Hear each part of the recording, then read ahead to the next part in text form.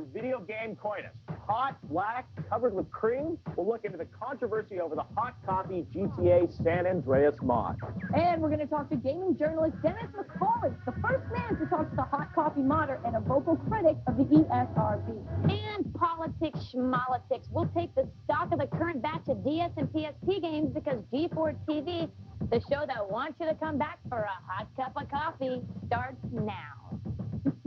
Absolutely. Got our hot copy. We're all no one's going to ever be able to say, can I have a cup of hot coffee again without, like, it's laughing. controversial, guys. All right, well, hey, everybody, welcome to the show. Well, you know, guys, I never thought I'd see a week like this one. There's so much controversy. Yeah. Laura, you were on vacation, but something big happened when you were off in Ireland, Something big right? happened. I heard a little about it. Why don't you tell me? Well, it's hot copy. So, you know, every newspaper in the country has been talking about this. I never thought I'd see the words Clinton, oral sex, and Johnson used in relation to video games. Good week for gaming. It happened this week about this hot copy mod. So, you know, there's been all this talk about it. What we want to do for you guys is kind of take a step back and talk about what this is. So what you're seeing here now is obviously a censored version of this hot copy mod. So why is it called hot coffee? They're playing cards. What's going on? I don't get it. Because, you know, in San Andreas, the original version, you know, Carl Johnson would go on these dates with these girls. And, you know, if you score with her, you'd go back for coffee. Yes. Sweet. Exactly. But now the coffee got a little hotter with this mod, which, you know, this Dutch programmer, Patrick W., put out for the PC version of the game, which just came out in June along with the Xbox version. Right. And in this version of the mod, what happens is you find out that, you know, you go for this hot coffee, and Carl actually gets, you know, you see him score with the girl. Yes. You see some, you know, some oral sex, you see some, you know, some different sexual positions. You can switch the camera angles and the positions in this interaction for the sex minigame. Right. Now, what we're seeing here is this is blurred footage. I think what's important to point out is that, you know, there's a little nudity, there's some bare breasts, but I mean, it's not, you know, embedded pornography, as some politicians are saying. Right, but I do ask you guys, have you seen anything like that in a game that's on shelves right now? Similar things. You've seen breasts in God of War. Right. You've seen some nudity in The Sims, but you haven't seen a sexual act like this in any video game yet. I think it's important to point out that, you know, Rockstar is saying even this sequence should have never been seen in this game. This was sort of a sequence that was left on the cutting room floor from Grand Theft Auto San Andreas. They put up a wall. This was not something that, you know, there was a cheat code that you could be able to, you know, enter to access the sequence. They said no one should ever find it. But now, in this day and age of all this technology, they don't know gamers very well. Well, modders can go through every little bit and byte of code and find what's in this game. And because it was on the disc, and that was the issue, you know, was this actually on the disc, or did a hacker actually sort of add this content to the game? And Rockstar's initial statement was actually a little bit misleading. You know, they said that the hackers went in hard and long and just to alter the scenes. And what does that really mean? You know, does it mean that the hackers made it, or does it mean that they had done it? I think it sort of gave that impression at the beginning, and the hacker came back and said, no way, not true, not at all. It was already there, and now Rockstar's saying, yes, because people were joking on the boards, like Jan Malay, who played Carl Johnson's voice. They were like, you know, people were asking him, like, did you do motion capture for the sexual positions and stuff like that? He's like, no, I didn't do any of that. The hacker must have made it. And it's like all those debates. So I think the thing was now, you know, it's been proven. You know, GameSpot proved last week in some great investigative journalism that the sequence was actually on the PS2 version of the game. It was, you know, again, hidden.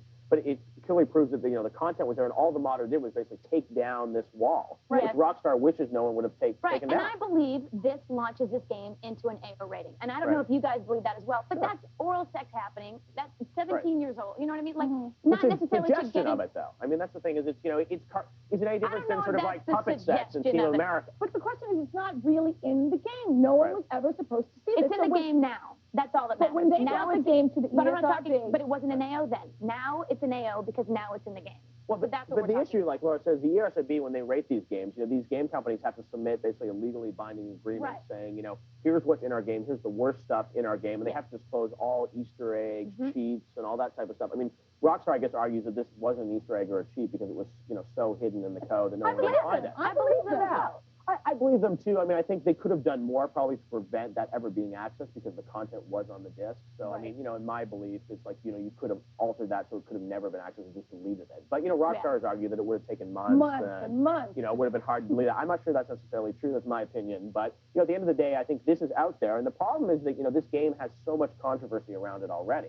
Well, that's not even the biggest problem. The biggest problem is now it's an AO, and now retailers are going to pull it, and Rockstar's going to lose a lot of money, and now the government's stepping in, and now we have no idea what's going to happen to the future of video games. And I think we need to be clear that the difference between an M game and an AO game is 1 year. 1 year makes a difference whether you can buy an M game or an AO even the game. description for these games, I mean, M is 17, and, you know, talks about sexual content. In AO, all it really adds is just sort of, you know, graphic sexual content and nudity.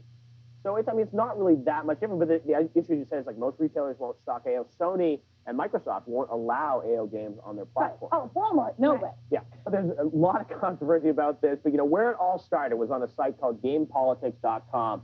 Dennis McCauley, who's the editor of that site, and he's also a freelance journalist for the Philadelphia Inquirer and other places, was actually one of the first guys to sort of talk about this story. And he was the first reporter to interview the modder, Patrick W., who's a guy, you know, Dutch guy, who's not doing any other interviews. But for some reason, he's been able to get him on the phone and stay in contact with him. Dennis knows it. So actually, we are charming because Dennis is on the phone with us. Dennis, what's going on? Hey guys, how are you? How are you? We're doing great. Now, you're quoted everywhere, and, you know, you broke this story, but I'm really interested about how you actually got in touch with the modder initially. How did you guys get in contact? You know, we wrote a story early on about the whole hot coffee thing, and he posted a comment response to that on GamePolitics.com. Wow. And sort of invited me to get in contact with him. So I did follow up on that and had some pretty productive email conversations. What was his immediate reaction? Was his immediate reaction like, hey, the software was there, this is what happened, I didn't create this from scratch? You know, that's the great thing about that guy, Patrick. He has never wavered from his story. He's always said, this is what happened, and if anybody says anything different, they're lying. If Rockstar says anything different, they're lying. He's a big GTA fan, but he has never, you know, once varied from his story. I really believe him. That's awesome. Now, most game developers sort of embrace their mod community, you know, perfect example being Half-Life 2 and Counter-Strike and all that. But now here's Rockstar saying to this modder that he's done something that was never intended and it's kind of bad. Now, what kind of message do you think this sends to the mod community? Well, you know, I mean, first of all, I think that the whole mod community realizes that Rockstar really wasn't straight up about that. They tried to lay that off on the mod community, but that's really not what happened, and everyone knows that. I think it's an example of Rockstar trying to save their rear end, and I think it's kind of lame because the mod community has been very supportive of the GTA series over the years, and to kind of hang them out to dry like that just wasn't right. Yeah, I remember a great multiplayer mod. I think it was a couple years back. That was like a lot of fun. So, and do you agree with actually punishing the retailers? Maybe this Clinton with this legislation about the $5,000 fine. Do you think we're on the right track there? Well, that's difficult. I think there's got to be a better way to do this than to legislate it. And also those laws that have been passed like that have never survived First Amendment challenges. I'm not sure that this one would either. Right. And where do you see this taking the future of video games? Well, I think it's going to be real interesting because developers are really going to have to submit all the content on the disc, and they just can't afford any more surprises like this one. This was a big black eye. The ESRB is going to be checking every art file on every disc. Now the contract would say, and behind any of those invisible walls. Yeah, no games will ever get released. Well, thank you very much, Dennis. Thanks, now, listen, you at home, don't hijack that remote control because we're going to be talking to one of the leading politicians who's looking to regulate video game sales right after this. Boy, what a great week. Stuff, I know. 4 years ago, I had Money.com now. That's 53money.com.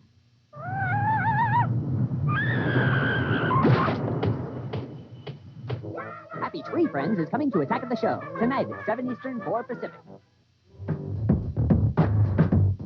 Welcome back, everybody. Now, we've been talking about the scalding hot issue of the GTA San Andreas mod known as Hot Coffee. But here's the question. Did the ESRB make the right decision by changing the game's rating from M to AO? Well, guys, we wanted to know what you at home think. You know what we did? We ran a poll. Now, let's take a look at what the results are. Did the ESRB make the right decision? Shockingly, that's really close. I thought it would have been a bigger difference. 55% of you said no, ESRB did not do the right thing, and 45% of you agreed that they did do the right thing by changing the game's rating. So that's really tight. People are split. Pretty close. Absolutely. Well, you know, gamers are talking about it, but also politicians are using the hot coffee scandal as a way to renew calls for legislation to regulate the sale of games to minors and potentially even have the government impose fines on retailers who sell those games to minors. Well, last week, Hillary Clinton introduced legislation that would fine retailers up to $5,000 if they sell an M or AO-rated game to a minor. Now, in addition to Clinton, California Assemblyman Leland Yee has said that the video game rating system is failing our parents. He wants to introduce similar legislation to protect children from games like San Andreas. Well, Assemblyman Yee now joins us on the phone to discuss this controversy. Sir, welcome to the show, and thanks for your time. Thank you for having me. Hey, we appreciate you being on. I just want to come right and ask you, Assemblyman Yee, are you a gamer yourself? Do you actually play video games? No, I'm not a gamer. Not at all. But let me ask you, you've also sponsored legislation similar to Senator Clinton's, but here in California. What are you trying to achieve? To try and limit the sale of these ultra-violent video games to children. You know, we're not about banning anything from anybody, but at least for children, these ultra-violent video games are just really not appropriate. So I saw a movie like, Team America World Police that had puppet sex in it. And this was a movie that was rated R. A lot of people saw. I think it's sort of similar to the content in San Andreas. Do you have you have a problem with San Andreas, but you don't have a problem with a movie like Team America? Is that fair to say? No, the difference is that this is interactive. Movies are one thing; these are passive entertainment. But with these games, they're interactive. But you haven't interacted with the game. Let's be clear about that, right? Pardon me? You haven't actually interacted with this game and actually taken part in this interactive sequence, right? No, I haven't, but I have seen other individuals do that. You guys got to understand, this is interactive.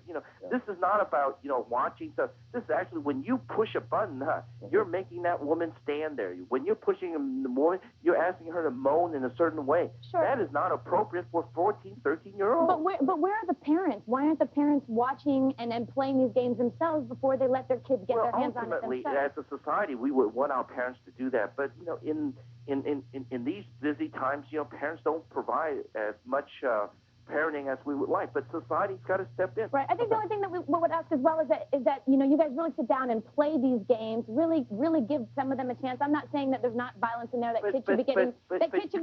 You can't argue the fact that you got to experience everything. That's like me as a Chinese. I can't experience what a black person feels. I can't experience what a murderer feels. No, but that's not. I don't think we're talking about serial killers. But I'm not going to go in and legislate the movie industry if I don't watch movies all the time. All we're saying is, and I'm not disagreeing with you at all, because I do agree with a lot of what you say, and I do think these should not be getting in the hands of kids. But to spend a little bit of time playing some of these games, they're not all as bad as everybody thinks. Well, I don't think it's bad. To be honest with you, I think it's fine for adults. They've got the cognitive ability, they've got the maturity so to hot coffee understand is and make fine that for people. separation. If you're 18, which ESCB is not law, just to clarify that with you. I mean, it is a self-regulated part of the industry. But you're saying that if you're 18, something like hot coffee is fine because they've rated AO. You're cool with that? I'm fine with that. All right. Okay. That's Well, what we appreciate you being on. Thank you so much. Take care. Thank you for the time. Absolutely. Thank you. Take care. Bye-bye. All right, well, now, are retailers really pulling GTA San Andreas from their shelves? We're going to check in with Shane from Game Crazy in Golden Valley, Minnesota, to find out. You on the phone with us, Shane? Yeah, hey, how's it going? Good. Thanks for coming on. So you walked into work this morning. GTA San Andreas has an official AO rating. Are you guys still selling it today? No, pulled it off the shelf. Pulled it off the shelf. Wow, that's upsetting. Now, do you always check for ID, Shane, when you're selling an M game? Always, without question. Every single time? Come on, Shane. What if the kid just kind of You know, looks? it's a cute girl, comes in, says, "Can you hook me up, Shane?" Without question, always check an ID. All right, that's the story he's sticking to. Okay, do you have a lot of kids, though, actually, that, come and try and buy it? And Yeah, they try their hardest. They'll be like, "Oh, yeah, it's for my grandma." I'm like, "Sure, whatever." Nice try, kid. Nice try. All the grandmothers are getting GTA San Andreas. So I was curious to see if people had come in this morning to actually ask for it, if all this sort of gave it a positive buzz. Oh, yeah, totally. I mean, I've had like 5 people come in like in the last 10 minutes asking. I'm like, "Sorry, I can't." They're like offering me just ridiculous amounts of money. I'm like, "No, not doing it. Sorry, I can't." Right. But what other games are you selling, Shane? What's selling well now? Right now, Conquer Live Reloaded selling well. Destroy All Humans, Flat Out, that new driving game, sort of like Burnout 3. Yeah. But you can throw your guy out the window or whatever. Yeah. But there's no hookers in any of those games. Family It's so boring. games. That's what we like to hear. All right, thank cool. you, Shane. Thanks, We'll Shane. check in with you soon. Now, let's see what some of our viewers have posted to our message board about the same topic, all right? First up, we've got I Own You. He says, since you have to download a patch to play the minigame, then it's not Rockstar's fault. The Army makes super realistic shooters like America's Army, but you see the government saying that it's too violent. The answer is no. Well, that's not all people are writing in. Lubico says, in a game that includes extreme profanity, graphic violence, drug use, Grand Theft auto murder, suicide, prostitution, gambling, blood, decapitation, hit and runs, disrespect for the law, pimping, gangs, and graffiti, it's very interesting that a little bit of sexual content is getting so much attention. Long post, but very good.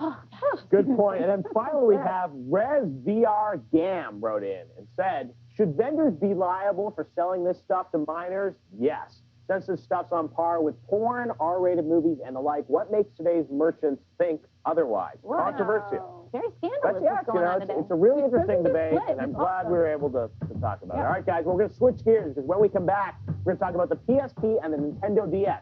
Which handheld system is doing better in the market? The debate begins right after this. Handheld. I knew where you were going with that one. That's there. right. Dirty. As a proud Earthlink employee, Shipping and Pretty cool down. So we're ready to change gears and talk about something that fits right in with the summertime, and that, of course, is handheld gaming. Well, tonight, we thought we'd take a look at both the Sony PSP and Nintendo DS Let's see how they are doing in the market. Well, first, guys, let's talk about the PSP. Yeah. How is that doing in the market? I think, PSP has kind of lost a little bit of traction from the launch. I mean, it had, great buzz. It didn't have as big of a launch as it expected also. Exactly. We talked about that on the show. But, I mean, I'm interested. I mean, are you guys satisfied with PSP? What do you guys think of it so far?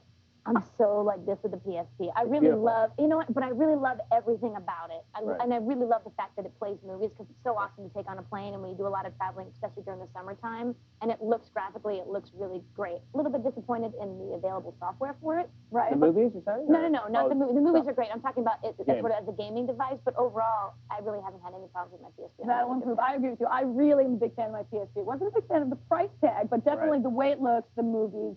The games I'm even okay with. I think it's a lot of fun, and I really enjoyed the control system. The analog thumbstick just makes it so favorite much fun. game? What do you like?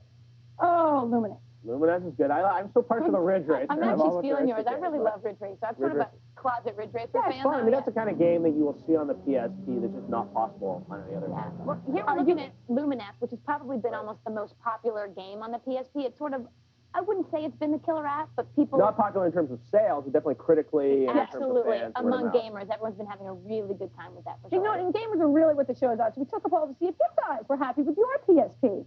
And surprisingly enough, 53 of you people said, 53% said no, they're not. I wonder why that is. I think it's because people bought it and they were expecting, tons of great software. And so far, I mean, the summer's been pretty dry. But the good thing is there are some good games in the fall. We're going to see Burnout Legends, racing game fans. I can't wait to play that. Death Junior. Death Junior is really cool. That's an original game. That's the PSP I can't wait for that. That's amazing. Come from a comic book. It looks good. And you got Madden, like you were going to say 2006. But I do want to talk about culturally, because Guy was making a good point. Our friend Guy, you can know Guy, he's really a great guy.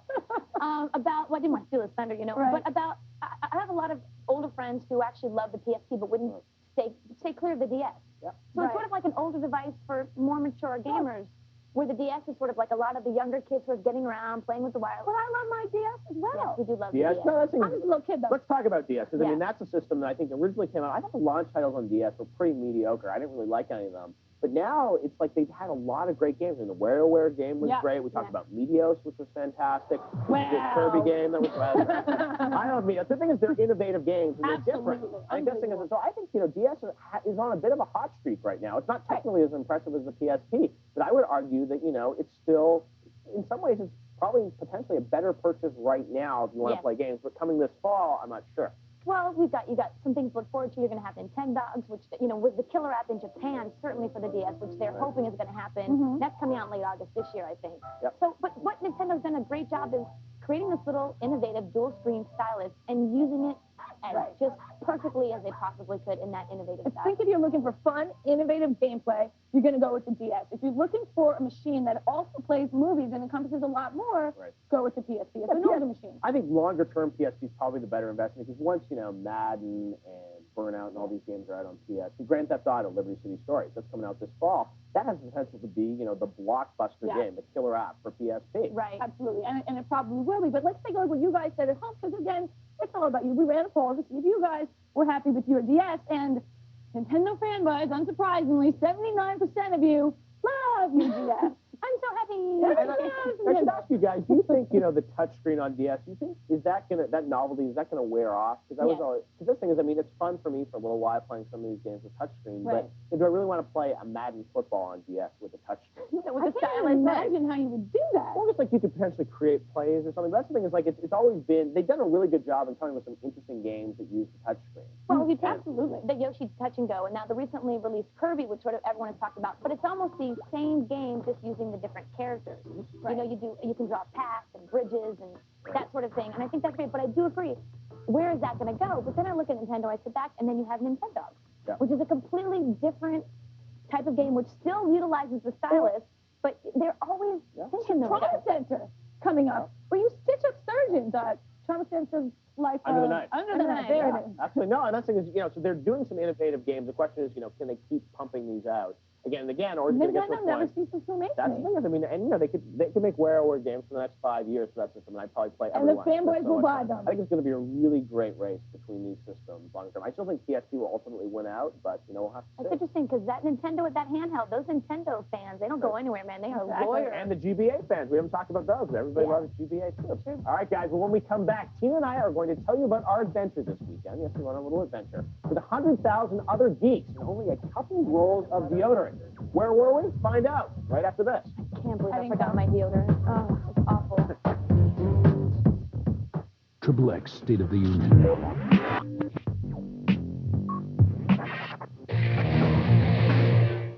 Is Killer 7 really better than Metal Gear Solid? Well, that's what some of you are saying. You got to tune in next week to find out. We premiere every Friday at 10 p.m. Eastern, 7 p.m. Pacific. Good job, Tina. Now, you guys, my mother used to tell me that you're all my children and I have no favorites. Well, apparently that's not how G4 TV's own interns feel about video games. Let's take a look at their Sweetest 5, presented by Juicy Fruit. Up first Lieutenant. Love that Great game. Jeff, here we go. Burnout 3. Oh, I like this list. Half-Life 2. Everybody's list, I think it should be. World of Warcraft. These people have a lot of time in there.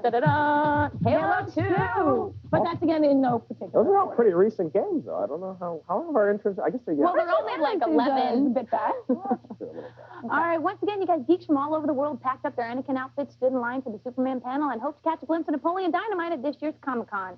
And Jeff and I were right there with you guys. Jeff, really quickly, we got a chance to go down there. What did you think this year? It was fun this year. I mean, you know, I go more for the movie panels and the game stuff, honestly, because it's like, you know, all these great, you know, movies. You get to see first footage of Superman Returns from Brian Singer, which was great. But in terms of games, you know, Sony had a big display. We got to see, you know, Jack and Ratchet there. A lot of the stuff we had already seen at E3. Majesco was there with some Jaws Unleashed and Infected and that kind of stuff. I missed King Kong with Ubisoft on Sunday. That was what I was disappointed. I didn't get a chance to see that. But DreamWorks had this gigantic booth, so you sort of see that the integration between film and video games is not going anywhere. Now, you know, Comic-Con fans are, you know, they're hardcore guys, and they want to get that base excited. Hopefully it'll translate into big sales. And I did see Napoleon Dynamite. I only know because I recognize him going, look the actor? Yeah.